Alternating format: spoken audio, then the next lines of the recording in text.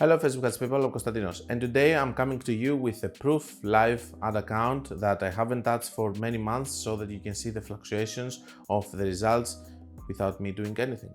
So in most ad accounts, what we do is that we go and we do another campaign and another campaign and we optimize and all of that. But what if I told you that I have a client which he told me, dude, we have to fix other things, just keep the spend as it is for 8 months, 1 year. I wanna keep it like this. And then we're going to start running ads all over again. And this is good for me from my side because I'm not doing extra campaigns, I guess.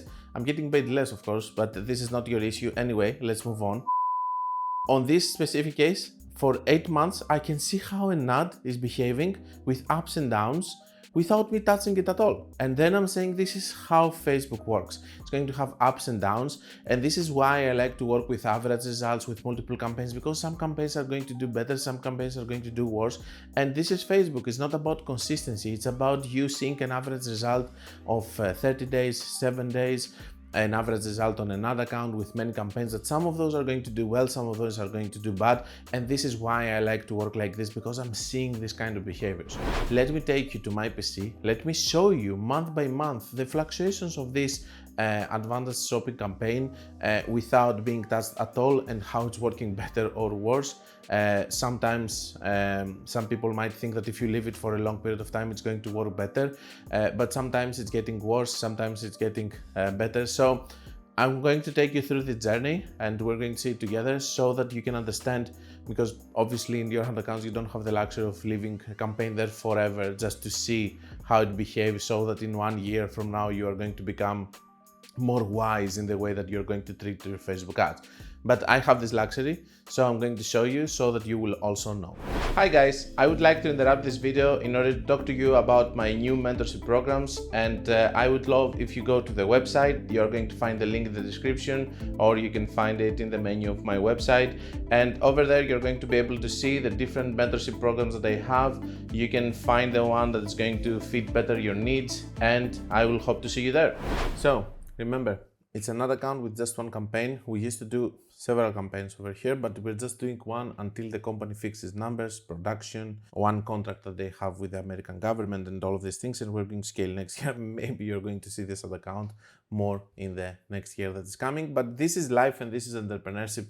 Sometimes you have to step down from marketing and fix other things before you go back to marketing. Because what do we know? Facebook is just making the small picture bigger.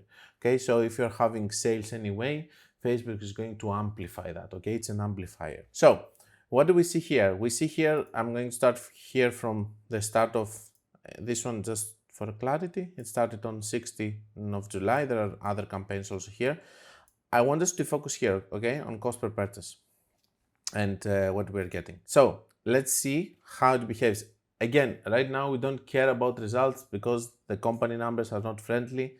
They're fixing them, and then we're going to care more about. But we can learn from this because, again, this is what Facebook gives. We have to respect it and we have to see how we can improve it. So in this period, we're getting 158 cost per purchase. We're not seeing gross because it has crazy fluctuations in between. From 5 to 12 on this period, 163. So it has gone up. From 12 to 19, it has 171. So it's increasing. Remember, I'm not touching, okay, on this period. He just told me, just leave it as it is.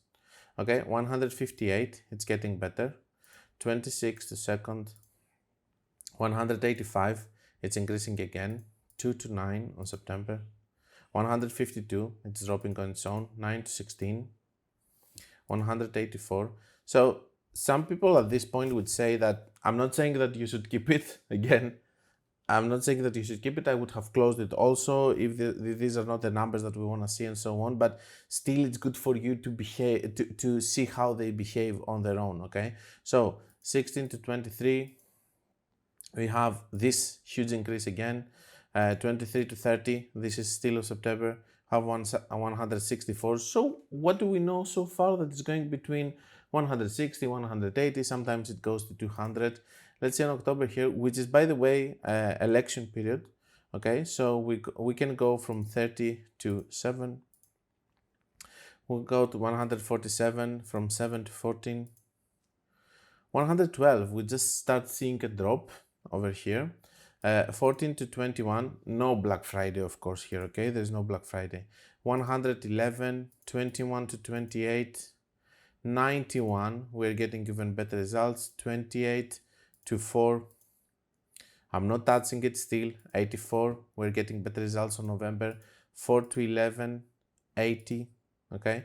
80 to 18, we're getting 132 again. 18 to 25, we're getting 102 again. So out of nowhere, this one is actually behaving much better. In this period, 112, 2 to 9, we're getting 97, and from 9 to 16, we're getting 129 again. So we do see this fluctuation up and down, and we do see a very good month with very good results without us touching it at all, just with Facebook having good and bad periods for this specific business.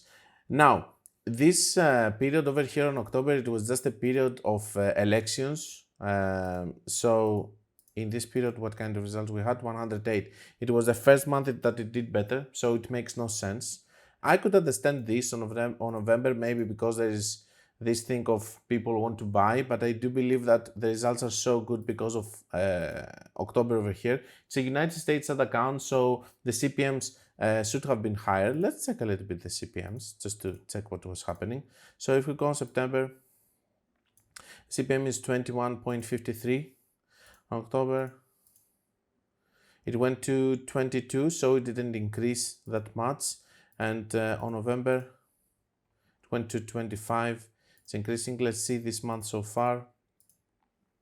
Still on 26. So it keeps increasing all the time, but we don't see this sudden drop of results. We are still on our best numbers that we ever had.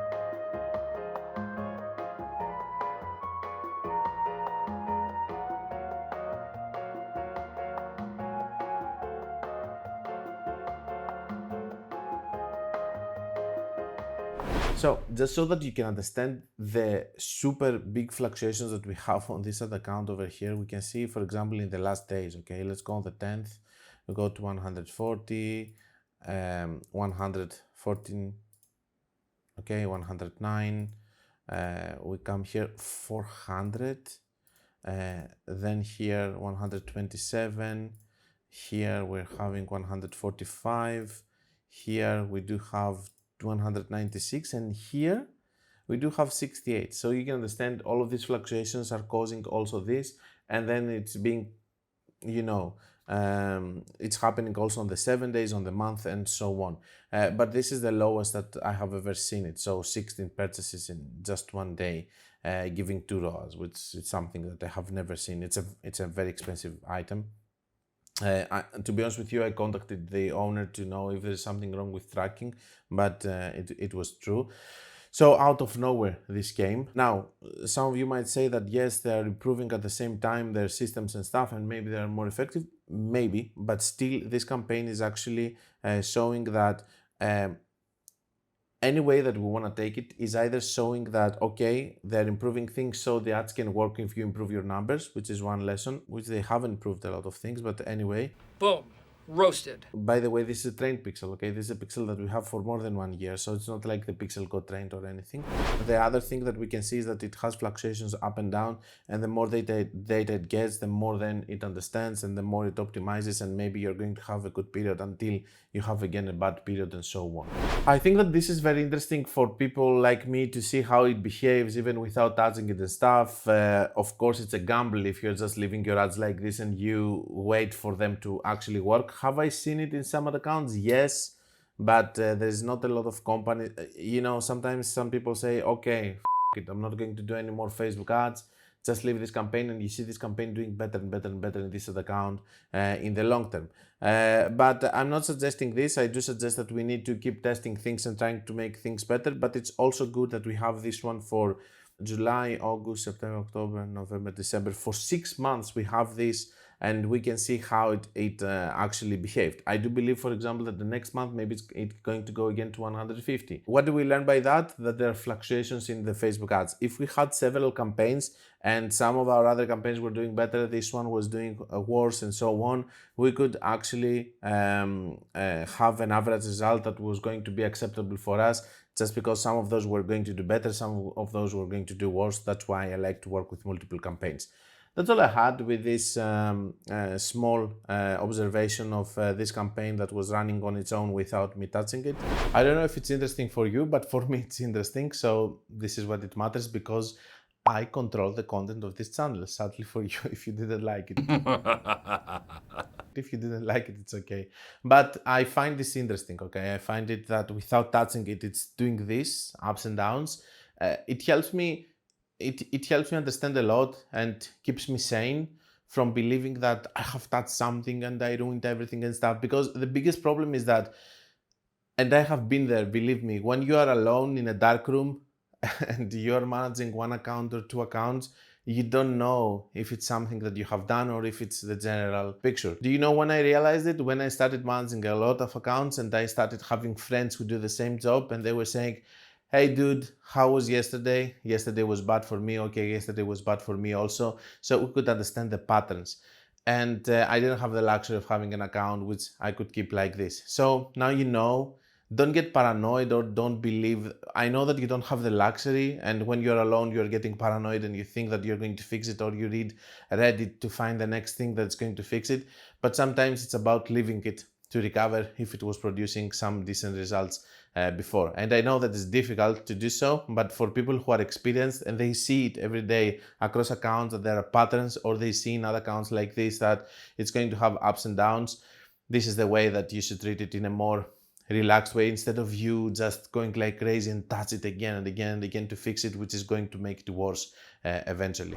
In other words, what I'm trying to say is that when things are not doing really well, and you know that they're not doing really well across accounts, it's a time for you to step back and wait for them to get fixed on their own, because you touching it, it's going to make it even worse.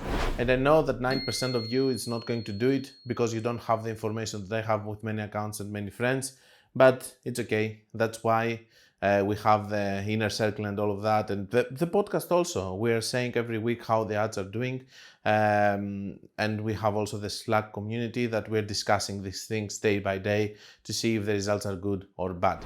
Don't forget that if you want to learn more, you can check my book, my course, my website. You can check also my mentorship programs, and you can check also below my mentorship programs all the people that they have completed or being part of it. And until we meet again, guys, be creative and be consistent.